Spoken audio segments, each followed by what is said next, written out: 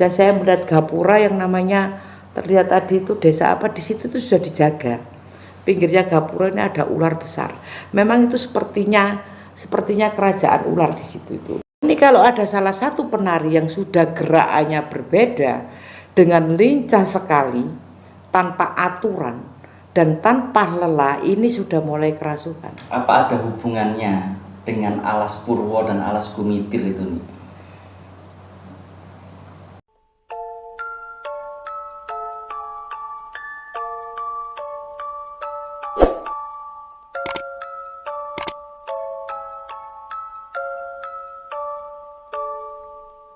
Assalamualaikum warahmatullahi wabarakatuh. Kembali lagi bersama kita di Kilas Masa. Kali ini kita tetap ditemani oleh Ni. Assalamualaikum warahmatullahi wabarakatuh. Salam sejahtera buat yang beragama lain. Kali ini kita mau membahas tentang sebuah film ya teman-teman, yang lagi viral ini. Ini kan menurut apa ya nih ya, menurut banyak pihak ini kisah nyata atau fiksi itu masih simpang siur gitu. Mungkin kita akan mengupas inilah ya nih ya. Insya Allah. Sebelumnya untuk kalian yang belum klik tombol subscribe, tolong di subscribe dulu, di like, jangan lupa komentar kurang lebihnya kita ada di mana, monggo bisa. Kalau kalian punya cerita horor atau ingin pengalaman misteri kalian dibagikan, klik aja di deskripsi, ada kontak kita lengkap. Kita mulai ya teman-teman perbincangan ini ya. Ini kan lagi rame di jagat media ini tentang KKN di Desa Penari. Sebetulnya kisah ini tuh udah ada 2 tahun yang lampau dibagikan oleh salah satu akun Twitter yang bercerita tentang sekelompok mahasiswa KKN di sebuah desa terpencil di daerah Kota B. Bagaimana menurut sudut pandang ini?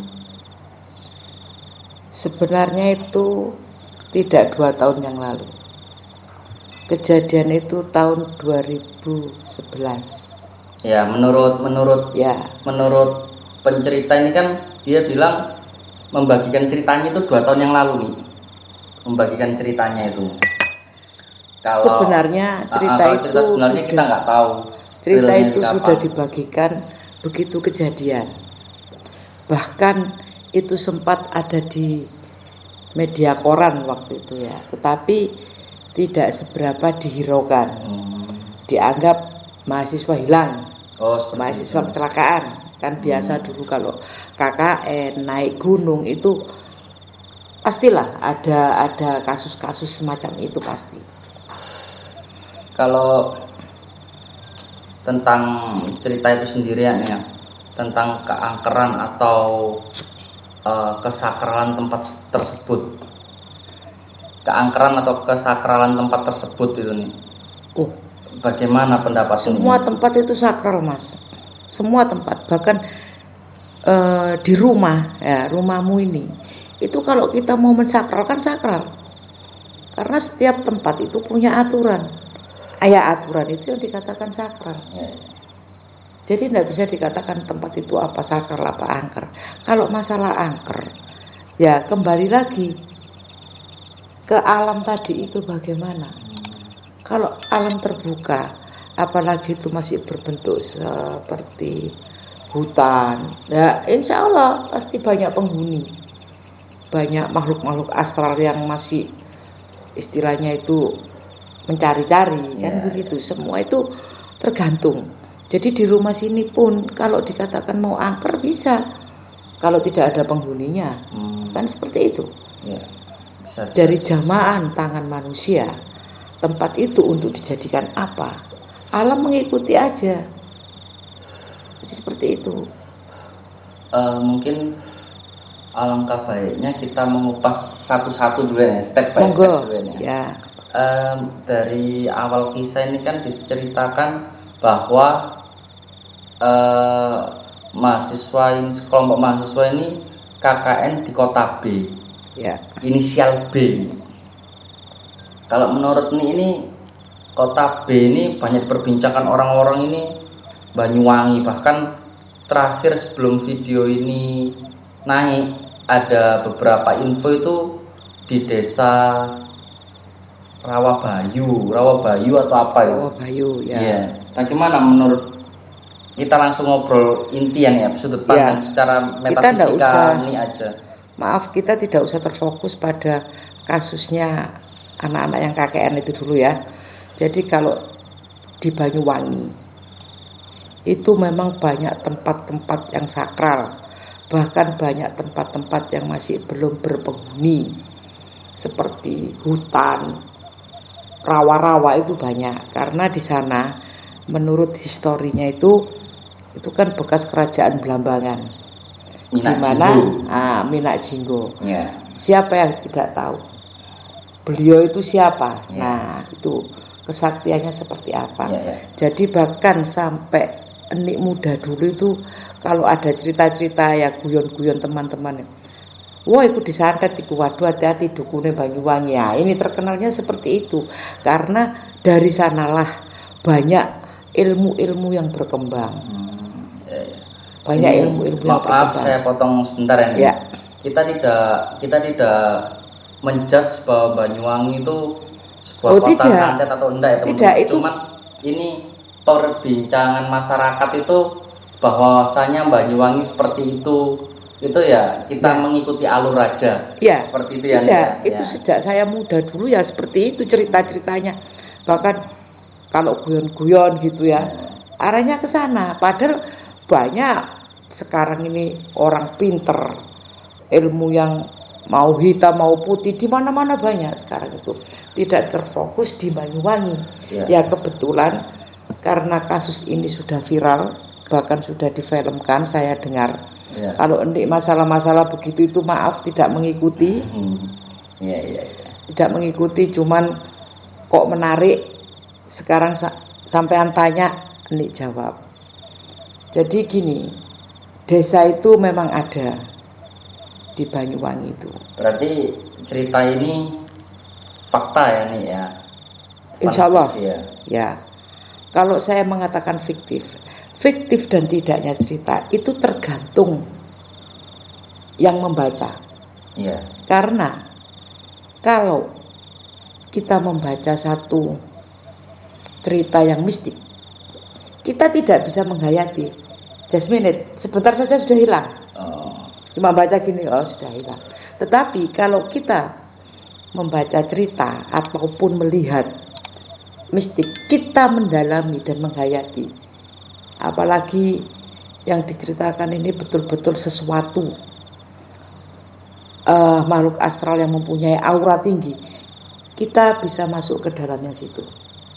Itu tidak pilihan orang loh ya, meskipun manusia orang awam itu bisa, karena dia sudah mendalami dan dia sudah berfantasi, bahkan image-nya sudah sampai sana, bisa masuk. Halusinasinya ya nih. Jadi kalau ini dikatakan fiktif, insya Allah tidak. Yang mengatakan fiktif mungkin yang membaca beliaunya itu tidak bisa mendalami. Memang menurut cerita sahabat para rasul itu, Rasulullah sendiri, beliau itu tidak pernah masuk ke alam gaib. Bahkan beliau tidak tahu. Itu ceritanya seperti itu.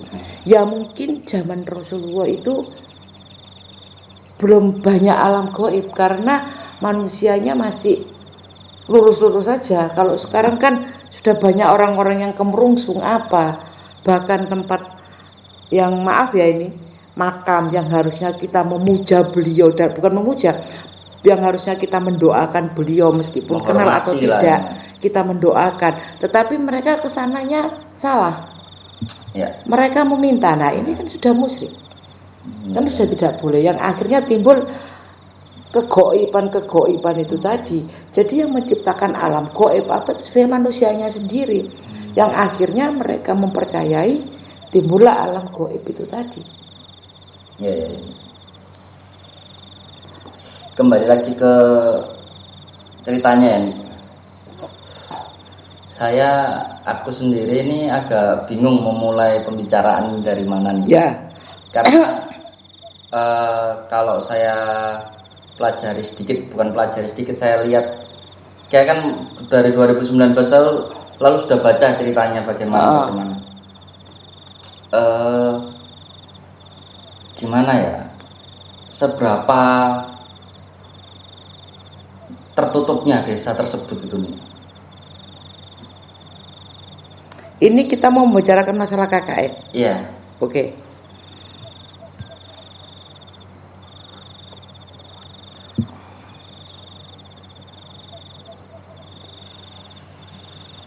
Desa itu sebenarnya tidak tertutup. Desa itu tidak tertutup, tetapi penghuninya sangat minim. Masih sedikit gitu. Masih sedikit. Bahkan jangkauan PLN belum ada. Mungkin sebagian ini ya. Ya sebagian itu yang agak ke pinggir jalan raya, yang sudah dalam-dalam tidak ada, belum ada jangkauan listrik. Entah kenapa tidak bisa terjangkau ke sana. Mungkin sekarang sudah, mungkin itu dulu sebelum terjadinya cerita-cerita seperti ini. Mungkin waktu anak-anak itu KKN itu belum ada jangkauan listrik masuk ke sana. Jadi ini ceritanya begini. Siapa namanya? Gak usah menyebutkan nama lah, lebih baik. Nggak usah, Badar. Sosok itu ya. Sosok penguasa tersebut dikisahkan bahwa mempunyai nama Badarawi. Iya. Beliau itu dulu, ini maaf ya, sekali lagi saya mohon maaf untuk rekan-rekan yang seprofesi dengan saya. Mungkin mata batin kita berbeda, tetapi ini menurut mata batin ini sendiri. Dulu beliau itu seorang penari. Memang penari, karena di sana memang terkenal banyak penari di daerah Banyuwangi. Makanya Banyuwangi itu dikatakan kota gandrung. Oh iya betul. Tariannya itu yang ini, yang apa? Tariannya itu yang menjadi viral itu ya gandrung itu. Kalau zaman dulu namanya bukan viral, terkenal. Gandrung itu istilahnya berjumbunya seorang laki-laki sama perempuan. Itu gandrung istilahnya begitu. Nah, ini ada seorang pria yang ingin memiliki. Ini kita membahas tentang Badarawi itu sendirian ya. Ya. Lanjut nih. Memiliki beliau. Tetapi beliau tidak bisa. Akhirnya mungkin ya, kalau ini menurut mata batin ini, laki-laki tersebut merasuki dengan sesuatu. Ya. Maaf, saya tidak mau cerita terlalu jauh, nanti akhirnya blank ini nanti, karena kita sering terjadi seperti itu. Yang jelas Badarawi itu seorang penari, dan dia memang sudah banyak yang menggambarkan ini, para spiritual, para paranormal sudah banyak menggambarkan beliau. Memang dia sosok seorang perempuan yang sangat cantik, dengan ciri khasnya pakai kemben, bajunya hijau, bahkan dia dengan aksesorisnya yang hampir serba hijau, kecuali tusuk kondenya ini yang berwarna emas, tetapi itu pun ada semacam apa, batu-batu juga yang berwarna hijau. Dan beliau ini didampingi ular. Ya. Itu yang cerita awalnya seperti itu, didampingi ular. Ketika beliau ingin bersetubuh dengan laki-laki, dia berubah cantik, baunya harum. Setelah itu berubah lagi jadi ular. Dan tidak semua laki-laki yang mempunyai nafsu bisa menyetubuhi beliau. Tidak bisa, tidak semua. Karena kadang-kadang, ya maaf ini, saya mohon maaf, banyak orang-orang itu yang coba-coba yang merasa membuktikan gitu ini. Kenapa? Membuktikan gitu. Ya, yang merasa beliau itu sudah mampu ke alam yang jauh, coba-coba untuk berhubungan dengan roh-roh goib, banyak kan cerita-cerita seperti itu. Nah, kalau ada laki-laki yang ingin mencoba, ingin bersetubuh dengan beliau, tidak bisa. Tidak semua orang bisa, kecuali kalau beliaunya sendiri berminat, dia pasang matanya laki-laki tersebut. Sampai laki-laki itu pun meskipun tidak berminat, akhirnya berminat sama beliau. Terjadilah hubungan seperti itu. Apakah ini termasuk satu kesalahan atau bagaimana nih? Kesalahan dalam arti apa? Si laki-laki ini hingga bertemu Badarawi itu satu kesalahan, ya dia berbuat salah hingga Badarawi menghukumnya. Yang awal itu tadi ya. Bukan kesalahan, tidak, memang mereka itu tadi jatuh cinta. Jadi yang laki-laki tidak ingin si perempuan itu dimiliki oleh siapapun, tapi karena nafsu itu di mana-mana ada, makanya beliau itu si bayi siapa? Iya, Badarawi itu tidak semua laki-laki beliau mau.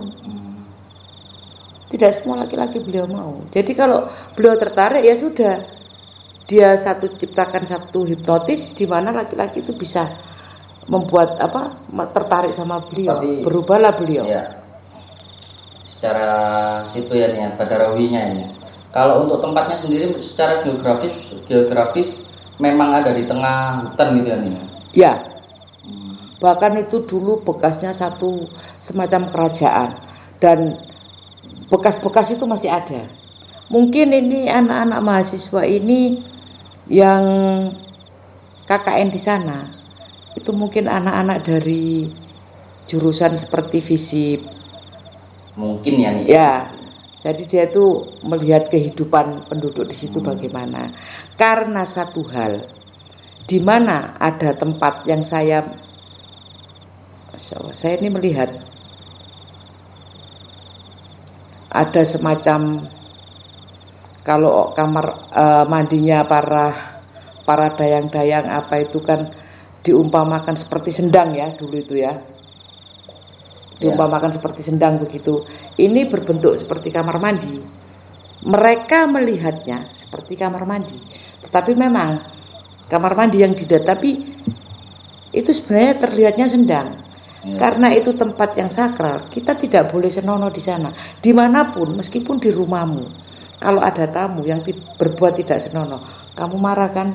Begitu juga roh halus, roh-roh astral itu tidak terima kalau tempatnya diperlakukan seperti itu. Sampai pada akhirnya dua manusia KKN ini tadi melakukan hubungan yang tidak wajar di situ. Otomatis pemiliknya tempat itu marah. Yang perempuannya dibuat seperti patung ya kalau tidak salah ya. Iya, menurut cerita si satunya. Ya. Yang laki ya itu tadi. Kalau mampumu kamu bersetubuh dengan itu, mampu kamu bersetubuh dengan saya. Akhirnya dibuatlah bersetubuh sampai beliaunya punya anak ular-ular banyak itu. Semakin banyak ular semakin menjadi. Badarawi ini istilahnya penguasa di situ ya nih ya. Ya. Penjaga ini ya. Ya. Padahal penduduk di sana itu tidak percaya. Dalam arti tidak percaya ini bagaimana? Tidak percaya kalau di situ ada makhluk astral yang menunggu di situ. Karena penduduk di situ rata-rata mungkin karena beliau itu orang awam yang hidupnya pemikirannya sangat sederhana. Jadi mereka tidak pernah melihat. Masih mengikuti kultur lama mungkin. Ya, mereka menghormati jadi adat mereka masih pegang, etika mereka masih pegang. Jadi mereka tidak pernah menyaksikan itu. Bahkan mereka semua itu tidak tahu kalau di situ ada sosok yang luar biasa. Karena ini sosok ini tadi tidak merasa terganggu, jadi tidak perlu muncul kan begitu. Mungkin selama ini terjaga dengan ya begitu. Yang KKN Mas dan Mbak tadi itu membuat ulah di situ, muncullah beliau. Baru penduduk itu percaya kalau memang betul ada serupa itu, karena ada salah satu bapak ya mungkin dia terlalu tidak percaya ditunjukkan satu wujud. Dan sekarang banyak bahkan orang yang indigo, paranormal yang bisa menembus alam gaib seperti itu, mereka bisa melihat. Ini beliau sudah menunjukkan angkara murkanya, istilahnya begitu. Saya sudah diam. Saya tidak ingin menakut-nakuti orang-orang sekitar sini. Tetapi kalianlah yang membuat saya muncul. Akhirnya muncul. Apa ada hubungannya dengan Alas Purwo dan Alas Gumitir itu? Alas Purwo. Kita berbicara seperti ini kan, kenapa mengatasi Alas apa satunya? Gumitir. Kenapa saya berporos ke tiba-tiba Alas Purwo dan Alas Gumitir? Kita tahu sendiri Alas Purwo kan seperti itu dalam tanda kutip ya nih ya. Alas Gumitir juga seperti itu. Saya tidak mengecilkan hutan atau alas yang lainnya, karena kita membahas kota Banyuwangi, jelas kita alas yang larinya ke sana. Ya, ke Alas Purwo dan Alas Gumitir. Itu lain daerah. Kalau ini menurut pandangan nih ya, itu sudah berbeda. Dan itu ada penguasanya sendiri-sendiri lagi. Jadi tidak ada hubungan. Tidak ada hubungannya. Dan desa ini jauh. Kalau kembali ke cerita Sudan ya, berarti kalau saya bilang cerita ini sungguh sebetulnya ini bukan cerita horor ya nih ya, lebih ke cerita azab gitu ya nih ya. Kalau menurut saya nih ya, kalau menurut saya lebih ke azab gitu ya nih ya. Apakah ini kita agak menyimpang sedikit dalam arti apakah kita di semua tempat itu harus bertutur kata yang baik, berperilaku yang baik? Bagaimana? Jangan kan begitu. Kamu lewat kuburan, lewat tempat yang sekiranya kelihatan sepi, itu kamu wajib ya saya katakan mengucapkan salam, assalamualaikum. Karena apa? Itu tata krama. Kulon-kulon gitu ya nih ya. Ya, saat kita kan tidak tahu, saat mungkin ada beliaunya di situ, kamu sudah bilang assalamualaikum, paling tidak beliau menjawab waalaikumsalam, tetapi tidak terdengar kita. Tetapi kalau kamu tidak bisa mengucapkan salam, entah kamu menginjak anaknya atau bahkan menginjak kaki beliau, kan beliau tidak terlihat olehmu, beliau bisa melihat kamu. Ini yang membahayakan. Itu tetap ya, ini tadi kita berbicara itu sebenarnya hanya terfokus pada tata krama dan adat istiadat. Tetap itu harus dipegang teguh. Jangankan gitu, masuk masjid pun kita wajib mengucapkan salam. Wajib. Saya sebenarnya speechless nih ketika lihat cerita itu. Kenapa saya speechless melihat cerita itu? Karena menurut saya cerita itu saya nggak mengambil tema horornya malah dari cerita itu. Saya seramnya di situ ketika melihat beberapa sekumpulan orang berusaha menjaga adat turun temurunnya, betul, yang akhirnya terbongkarkan oleh beberapa pemuda itu tadi. Saya seramnya sih ketika hal itu. Jadi gini, saya nggak mengecilkan film itu nggak seram atau enggak ya teman-teman. Cuman menurut saya horornya dapatnya dari situ. Jujur aja kalau dari film lain mungkin kita kelihatan makhluk halusnya seperti kuntilanak, genderuwo dan lain-lain. Di film itu mungkin kita nggak seberapa terlihat hal-hal itu. Tapi seramnya itu lihatnya itu gimana ya? Masuk, chemistry-nya itu masuk gitu loh ke film. Jadi mungkin kalau secara real, mungkin kalau menurut pendapat saya real ya nih ya. Jadi ini memang beliau ini auranya kuat, sangat kuat. Ketika kita membaca, kalau kita menghayati, kita bisa masuk. Iya. Bahkan kita sekarang bercerita, Kalau kita bisa menghayati, kita bisa masuk. Jadi gini, di sana dulu itu kalau ada acara apa-apa, tidak pamit, tidak mohon izin. Biasanya kalau ada acara itu kan pesta, ada nari-nari apa. Nah ini kalau ada salah satu penari yang sudah gerakannya berbeda, dengan lincah sekali, tanpa aturan dan tanpa lelah, ini sudah mulai kerasukan. Bahkan matanya sudah berbeda. Nah ini beliau sudah mulai masuk. Ini mulai mencari mangsa beliau. Di mana penduduk sini yang tidak percaya dengan adanya beliau, atau penduduk situ yang saya revisi ya nih, bukan tidak percaya, mungkin percaya tapi apa ini menghormati loh nih. Bukan, ada penduduk salah satu entah berapa yang tidak percaya dengan beliau. Beberapa penduduk ya tidak percaya dengan adanya beliau, bahkan meremehkan. Kan biasa toh, kan banyak orang yang mendiono seperti itu.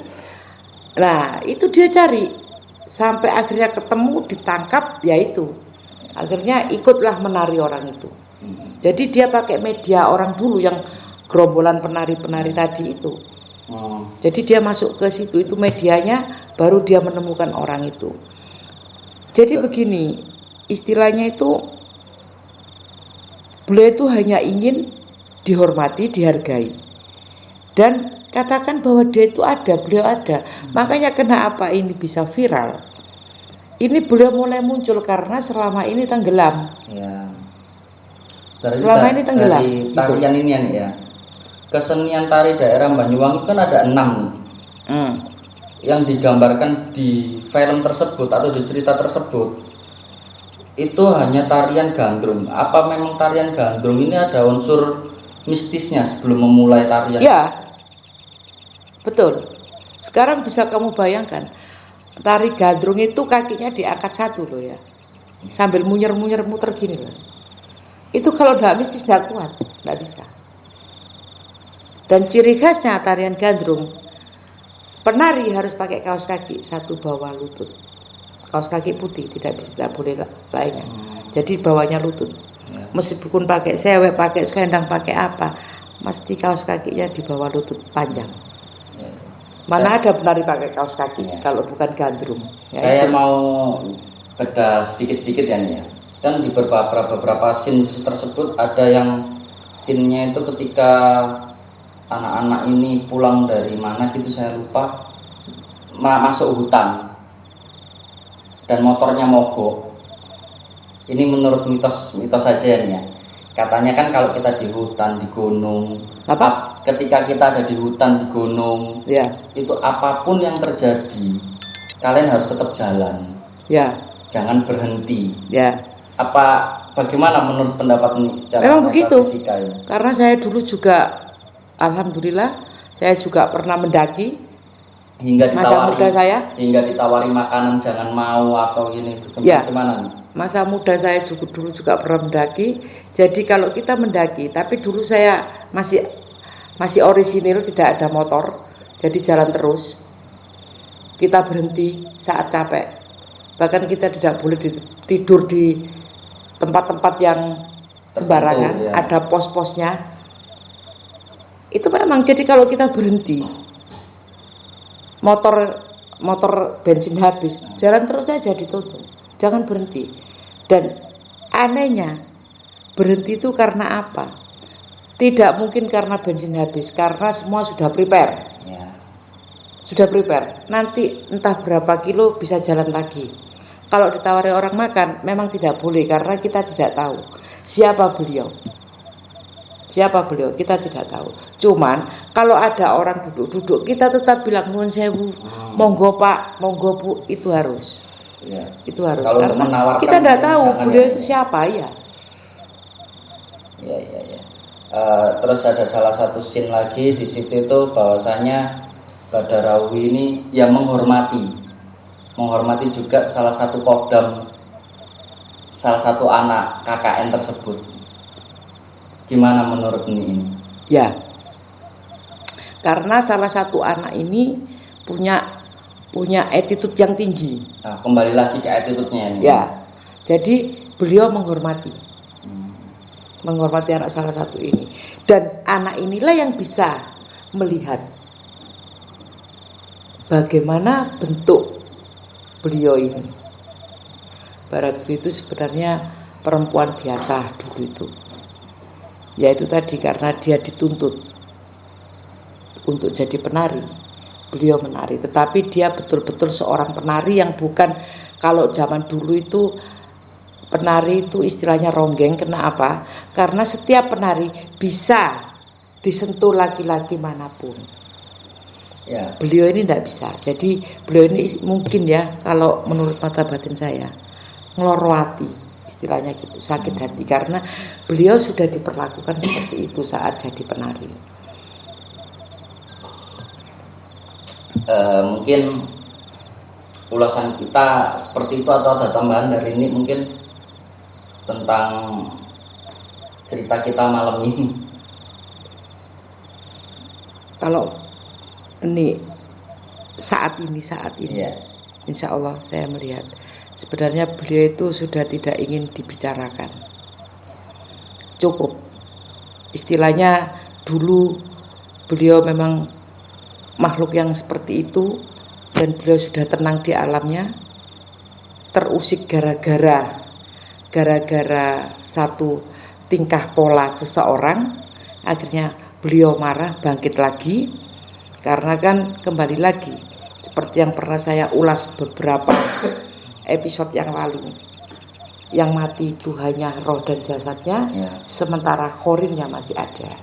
Jadi khorinnya beliau yang mulai timbul lagi. Dari sini beliau ingin membuktikan sebenarnya saya itu bukan yang dikatakan orang-orang ngeri, medeni apa, bukan seperti itu. Ya, mohon maaf kalau saya bilang begitu. Bukan saya pemberani atau apa, tidak. Oh, saya ini ya penakut. Tetapi itulah beliau. Jadi istilahnya itu gini. Aku ini gak meden-medeni lah, pokok orang-orang seakan-akan saya ini sesuatu makhluk yang menakutkan. Padahal wongnya yo ayu kan gitu. Cantik orangnya. Cuman karena salah seseorang beliau menjadi ya akhirnya itu murka. Nggak usah barang-barang yang astral begitu. Kamu saja ada tamu, tiba-tiba berbuat tidak senonoh di rumahmu. Bagaimana kamu? Marah kan? Tidak hanya sekedar emosi, marah pasti. Ya itu sama. Mungkin jadi ini kembali lagi, kita itu sebagai manusia harus bisa menahan hawa nafsu. Jadi meskipun kita sudah bisa ikut puasa Ramadan, puasa sunnah apa, tetapi bisakah kamu menahan hawa nafsu? Kalau puasa saja menahan makan minum katanya, padahal hawa nafsu aja di dalamnya situ. Perang yang paling sulit, perang yang paling berbahaya itu perang melawan hawa nafsu. Kalau masalah musuh ditembak gini cik nembak, tapi hawa nafsu ini perang yang sangat sulit, karena hawa nafsu itu ada di hati batin manusia. Berarti kan kita perang dengan diri kita sendiri. Kalau kita sudah menang perang melawan hawa nafsu, insya Allah jalan kita akan aman-aman aja. Mungkin sekian dulu ya nih ya, atau ada tambahan lagi? Barangkali ada yang ditanyakan lagi masalah beliau, karena saya rasa kalau menurut nih masalah beliau ini memang sangat menarik, sangat menarik. Kenapa sampai difilmkan? Ini peringatan buat anak-anak muda, jangan sembarangan melakukan hubungan-hubungan yang tidak senonoh, dan jangan sembarangan berbicara meskipun itu sekedar guyon, karena tempat yang sakral itu belum tentu bisa menerima bahasa kita. Jari ini guyon, tetapi apakah beliau tahu? Kan tidak tahu. Nah ini sebenarnya kalau cerita masalah ini panjang mas, saya senang. Gak selesai. Saya senang. Bahkan barusan ini tadi ya, insya Allah saya bisa menembus sampai ke hutan sana. Sampai saya menembus. Cuman saya ini bukan seorang pelukis, saya bukan seorang penggambar atau Penggambar ya, jadi hanya saya bisa bukan menggambarkan drafter, dari jadi kata, saya tidak ya. bisa menggambar, tapi saya bisa membayangkan membayangkan itu Mengilustrasikan. seperti apa ya, menyampaikan saya bisa. Bahkan saya sudah sempat masuk ke hutan dan saya melihat gapura yang namanya terlihat tadi itu desa apa, di situ tuh sudah dijaga. Pinggirnya gapura ini ada ular besar. Memang itu sepertinya kerajaan ular di situ, itu banyak ular di situ memang. Ya. Banyak di situ ular. Mungkin cukup sekian dulu ya nih ya. Oke. Waktu kita untuk perbincangan ini teman-teman. Pesan dari saya mungkin untuk teman-teman semua, kita dimanapun tempatnya, dimanapun kita berada, kita jaga tutur kata kita, tata krama, adab, attitude kita, karena kembali lagi kita tidak hidup sendirian. Boleh percaya, boleh enggak, tapi lebih baik kita bersopan santun, itu yang lebih baik teman-teman. Akhir kata saya akhiri. Assalamualaikum warahmatullahi wabarakatuh. Terima kasih sudah menyaksikan Kilas Masa, dan saya mohon maaf jika ada kata-kata saya yang tidak sesuai dengan apa yang rekan-rekan sejawat. Jadi kita memang sama-sama memiliki mata batin yang berbeda. Assalamualaikum warahmatullahi wabarakatuh. Salam sejahtera buat yang beragama lain. Terima kasih.